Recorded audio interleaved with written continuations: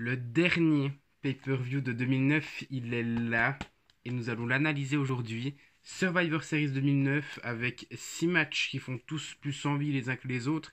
On a 3 matchs classiques des Survivor Series, on a 2 matchs triple menace pour les titres majeurs et on a Rey Mysterio contre Batista suite au heel turn de Batista. Franchement, je vois mal comment on pourrait avoir un pay-per-view mauvais. Donc, on va analyser ça aujourd'hui, tous ensemble. La seule petite différence, c'est qu'il n'y aura pas de match commenté comme les 4 derniers épisodes de pay-per-view anciens. Parce que j'ai eu des problèmes avec le I Quit match entre Orton et Cena de Breaking Point 2009. J'ai dû faire des magouilles pour pouvoir éviter les droits d'auteur, mais ça m'a pris plusieurs jours, donc je vais éviter de faire ça, sinon ça va me prendre beaucoup trop de temps.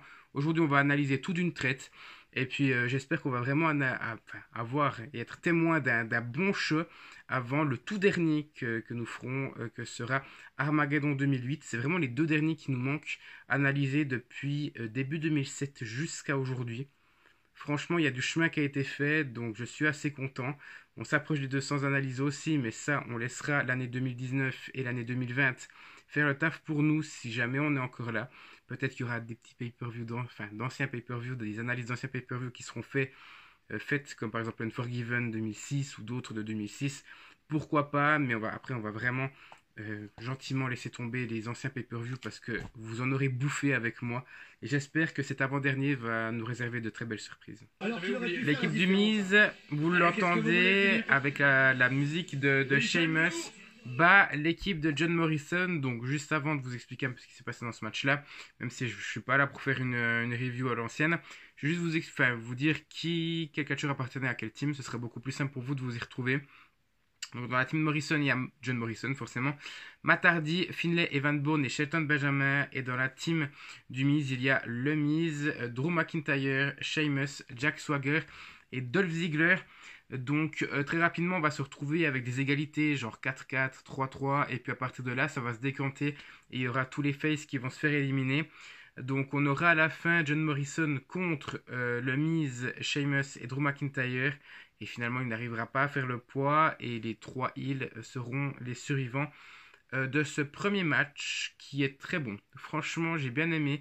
Le match doit durer une vingtaine de minutes et j'ai pas vu le temps passer. Je me suis pas fait chier une seule seconde. J'étais vraiment à fond dans le match tout le temps.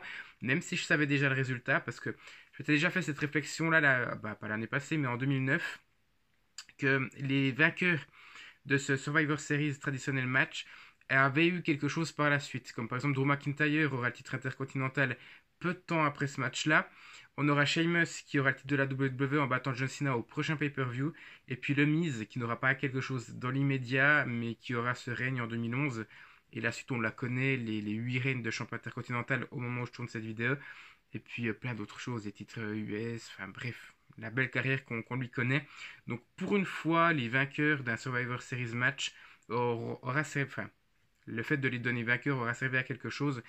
Et je suis assez satisfait, vraiment, même si c'est un petit peu une belle branlée pour les faces, surtout Finlay qui s'est fait battre en 10 secondes. À peine qu'il est rentré dans le ring, il s'est fait avoir par un brogue kick, je crois, de Sheamus. Je trouve que c'est vraiment bien. C'est un bon match qui est bien construit et je suis satisfait. Écoutez, troisième, Batista Bond. Et l'arbitre arrête le combat. Rey Mysterio s'est fait démonter pendant 6 minutes. Démonter. Et là, l'arbitre annonce Rey Mysterio ne veut pas continuer à combattre dans ce match. Le vainqueur, Batista. Et merci à juste de dire ce que je dis. Non, maintenant, je coupe le son. Non, sérieusement, le match a duré 6 minutes. Et on a seulement vu Rey Mysterio tenter, il a porté 3 619, un dans le dos de Batista, un dans le ventre de Batista et le dernier sur la tête. Il a fait son West Coast Pop. Il a tenté de sauter et faire une descente, tout simplement un saut depuis la 3e corde, comme le faisait Eddie Guerrero, un frog splash. Mais Batista a mis les genoux. C'est les seuls moments, les seules prises où on a vu Rey Mysterio un petit peu dominer. Sinon, Batista l'a juste démonté. 3 Batista bombes. Rey Mysterio est juste plus du tout capable de continuer ce match-là. L'aspect psychologique, j'aime beaucoup. Maintenant, au niveau du match, c'était clairement pas le meilleur. Vous allez le voir certainement à la note du match. J'espère que ce sera le pire, même si c'est pas non plus un mauvais match. Un peu court, mais ça va dans le sens de Batista qui fait son heel turn, qui est l'animal qu'il était lorsqu'il était à Evolution. Le temps est logique. Vu la différence de gabarit, même si Rey Mysterio est un grand lutteur et qu'il a déjà affronté les plus gros, je trouve que c'est normal compte tenu du turn de Batista. Vous allez le voir, c'est pas une note ouf, c'est pas une note à mon avis, ce sera pas une note catastrophique, mais j'espère que ce sera quand même le pire match de la soirée. CM Punk éliminé, 1 contre 1, Kingston Orton, Trouble in Paradise.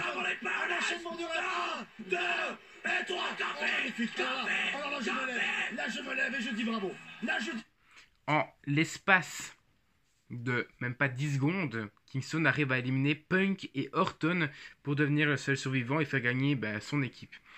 Que dire, mis à part que c'est pas crédible. Alors autant Kingston qui bat Punk et Orton, c'est déjà pas très crédible je trouve, mais ça passe. Autant, je vais vous dire, ceux qui étaient dans l'équipe Kingston et ceux qui étaient dans l'équipe Orton, il y a clairement un problème, c'est sûr. L'équipe Orton devait gagner genre 5-0 parce que vu l'équipe, c'est juste dingue. Donc dans l'équipe Kingston, on a Kofi Kingston, on a MVP, Mark-Henry, Christian et R-Truth. Alors je veux pas dire que Christian est un très bon lutteur, Mark-Henry est un gros gabarit, je suis totalement d'accord. Mark-Henry s'est fait défoncer au bout de 30 secondes de combat. Il était à fond sur un catcheur et Orton lui a fait un RKO. Match terminé, au revoir, 5 contre 4, et c'était même 5 contre 3 après l'élimination de R-Truth assez rapidement. Et dans l'équipe d'Orton, on a Orton, la Legacy, William Regal et CM Punk. J'ai de la peine à comprendre comment on peut faire gagner la team Kingston. Le match, il est pas mauvais, hein.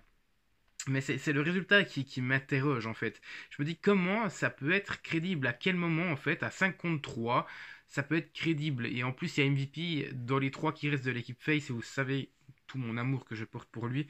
LOL, c'est juste une horreur. Pour moi, c'est presque du 5 contre 2 et c'est du catch, c'est pas vraiment réel, les résultats sont dits à l'avance, mais il faut quand même chercher une certaine crédibilité quelque part, et pour moi, là, on l'a pas du tout. Maintenant, au niveau du match, il est bon. Pas autant que l'opener, mais je me suis pas vraiment fait chier, je trouve, à part sur la fin. Le 2 contre 1 entre Punk et Orton et Kingston a duré très très long parce qu'Orton était à l'extérieur du ring et on a eu un Punk Kingston qui a duré presque 10 minutes. C'est beaucoup trop long à mon sens. Ils auraient dû équilibrer les éliminations. Mais sinon, c'est le seul point négatif. Le reste, c'était plus ou moins correct. Comme j'ai dit, un petit peu en dessous de l'opener. Big Show va abandonner. C'est pas possible. Le Big Show va aller en enfer. Jericho est KO. La porte est grande ouverte, Christophe. Ah oui, ça y est. La porte est grande ouverte. La douleur aussi était très grande, trop grande. Et Einstein, regardez, World le visage. Heavyweight Champion, l'Undertaker. Ouais, ce que je trouve un peu dommage sur ces 2 matchs de championnat triple menace qu'on a eu à Survivor Series 2009, c'est que, bon, je vous spoil un petit peu le match pour le titre de la WWE, mais c'est que ce sont les champions qui conservent leur titre. Vous allez me dire, Cena et Undertaker, c'était quand même deux piliers. On a quand même le Big Show, Chris Jericho, Shawn Michaels, Triple H. C'était 2 équipes. Là, encore une fois, je pense qu'au niveau de la crédibilité, on n'est pas au top. Je pense que même s'il y a forcément des dissensions dans les 2 équipes, ce qui est normal vu que c'était un match triple menace, je pense qu'ils auraient dû faire gagner au moins un membre de l'une des 2 équipes. Et je pense que le titre poids lourd, si on l'évite parce qu'ils sont déjà champions par équipe unifiée, autant faire gagner Shawn Michaels ou Triple H. Le dernier titre de Shawn Michaels là, ça aurait été bien, mais j'en parlerai après. Concernant ce match-là, forcément, je suis déçu que Chris Jericho ne gagnera pas le titre, même si ce sera le prochain de le remporter, je crois, à Elimination Chamber l'année suivante, 2010 du coup. Et ouais, donc je suis assez satisfait. Le match dure 13 minutes, un petit peu court, même si le temps, je veux pas dire qu'il a passé long, mais je m'attendais à ce que ce soit un peu plus que 13 minutes. Quand j'ai vu le temps sur Wikipédia, j'étais là, really 13 minutes 30. J'aurais plutôt dit 17-18, donc du coup, pas parce que je me suis fait chier, mais parce que, à mon sens, ça aurait mérité plus de temps que 13 minutes. Mais je trouve que le match, il est plus ou moins bien construit, parce qu'au départ, on a une alliance Jericho Big Show contre l'Undertaker, puis au bout d'un moment, donc ils vont même dans la zone des timekeepers, un coup de micro et tout, puis au bout d'un moment, on a un tombé qui est fait, et l'autre qui va commencer à taper pour pas, justement, soit Jericho tape Big Show pour éviter le tombé, ou soit l'inverse. Et puis on a au bout d'un moment un Walls of Jericho de forcément Jericho sur l'Undertaker. Et Big Show interviendra et là pour casser la prise de soumission. Et là c'est le début des emmerdes. Donc ce sera vraiment un vrai match triple menace avec l'Undertaker qui profitera vraiment de cette dissension entre les deux pour pouvoir remporter le match et faire abandonner le Big Show avec son Hell's Gate. Donc je suis satisfait. Ça aurait pu être beaucoup mieux, mais ils auraient pu nous faire de la grosse merde, ce qui n'est de loin pas le cas. On lui a demandé, Mickey James lui a demandé, elle était en difficulté. Vous l'entendez, la musique de Melina qui indique que l'équipe Face, donc celle de Mickey, remporte le match. Comme vous l'entendez, j'ai dit les deux seules survivantes, Mickey James et Melina. Mais avant de parler un peu du match que j'ai trouvé très chiant, je viens de bailler. J'ai encore des larmes qui coulent tellement c'était horrible. Non, franchement, ça allait, mais c'est clairement le pire de la soirée. Et au niveau des participants, donc dans l'équipe de Mickey James, on a Mickey James, Melina, comme je l'ai dit, Kelly Kelly, Gail Kim et Eve Torres. Et du côté de Michelle McCool, on a Michelle McCool, forcément, Beth Phoenix, Alicia Fox, Layla et Gillian Hall. Là, je trouve que, on va dire, la victoire est logique, contrairement à certains autres matchs qu'on a pu voir dans le pay-per-view. Et au niveau de ce match-là, je l'ai trouvé, bon, alors déjà, les éliminations s'enchaînent très rapidement, sauf à la fin, parce qu'on a du 2 contre 1. On a Mickey James et Melina contre la championne et capitaine de son équipe, Michelle McCool. Ça dure entre 4 et 5 bonnes minutes, on va dire. Mais sinon, avant cela, donc le match dure 10 minutes et les éliminations s'enchaînent très rapidement dès le début. Donc c'est pas une mauvaise chose, parce que bon, un match de diva de cette qualité-là, parce que c'était diva à l'époque, c'est un peu faible, mais après, je pourrais rejoindre ce que je dis dans mes autres verses de résultats, c'est-à-dire que peut-être pas assez de temps accordé, 10 minutes c'est bien, mais pour un match de 10 femmes, ça aurait peut-être mérité 5 minutes de plus. Mais après, bon, la qualité, comme j'ai dit, n'était pas forcément là, donc ça ne me dérange pas plus que ça. Et qu'est-ce qu'il y a à retenir? Pas grand-chose. Kelly Kelly s'est fait éliminer assez rapidement pour mon plus grand bonheur. Et Gillian Hall, une catastrophe qui a botché plein de fois. Mais ouais, en gros, je ne vais pas dire non plus que c'était catastrophique, mais je me suis un peu fait chier pour tout vous dire. Mais c'est pas vrai! C'est fou! Attitude adjustment! Sina! Il a explosé! Il va y aller! Il a explosé! 1, 2, 3! Incroyable, Sina champion! Incroyable! Impossible, pas Sina! Ce soir, il partait quand même avec un certain handicap. John Cena a vu quelques secondes après le son de la cloche que... C'est incroyable. C'est la seule chose qui fait défaut, c'est le résultat du match. Mais on va reprendre depuis le début, et après je donnerai le résultat, et après je parlerai du match.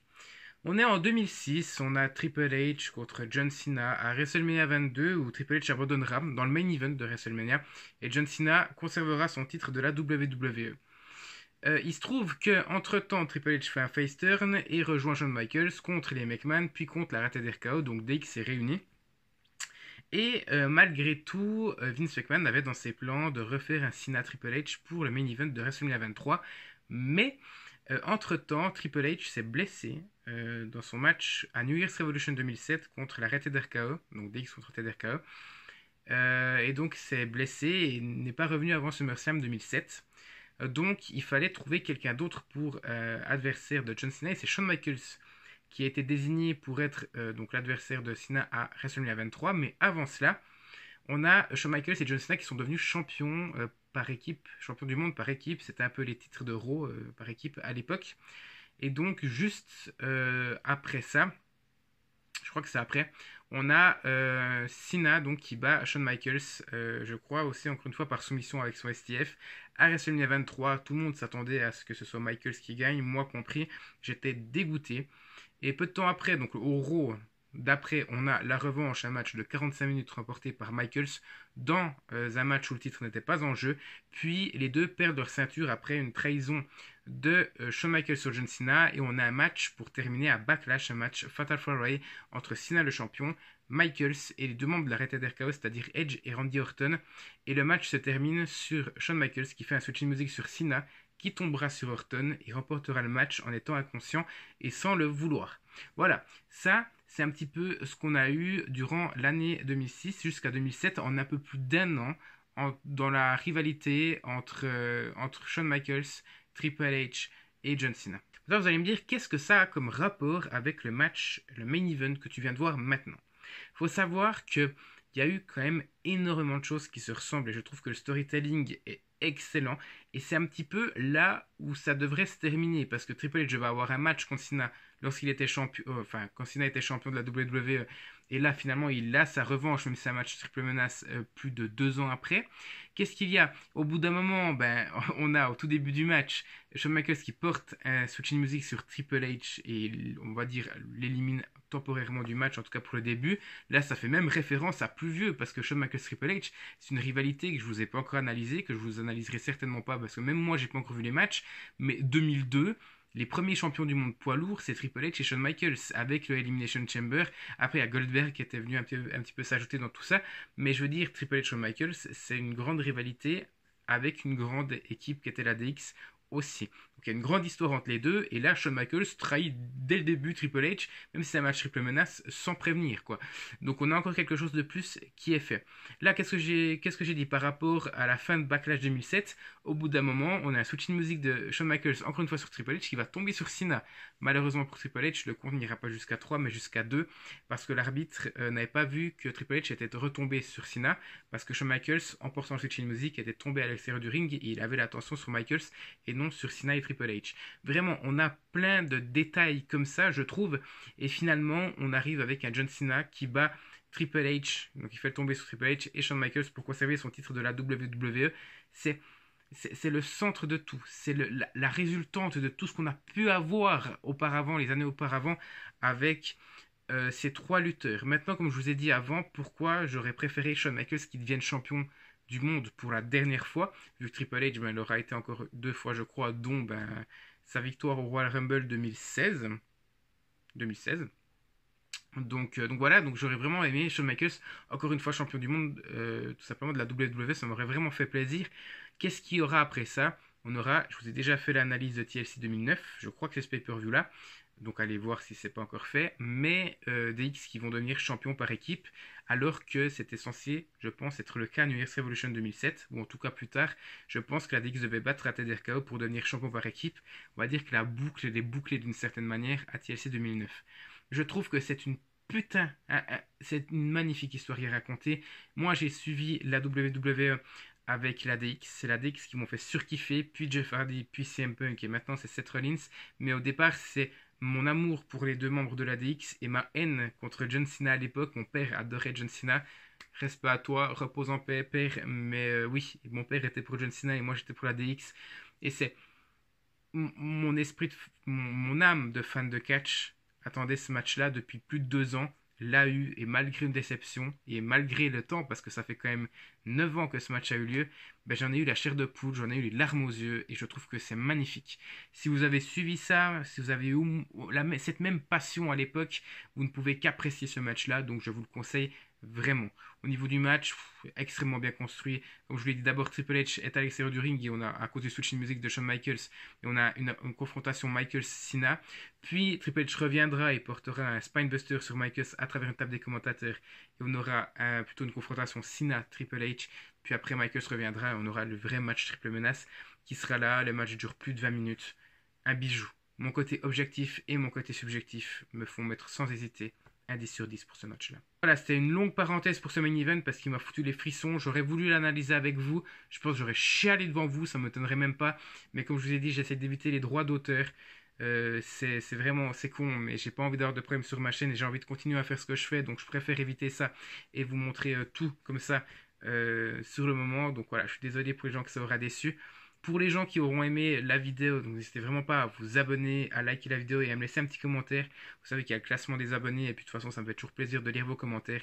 Et nous on se retrouve normalement le mois prochain pour, je crois que c'est Fastlane et Armageddon 2007. Donc c'est le dernier pay-per-view qui me manque entre 2007 et aujourd'hui. Et puis pour le 175e épisode consacré à WrestleMania. En attendant, je vous remercie encore une fois d'avoir suivi cette vidéo et à tout bientôt.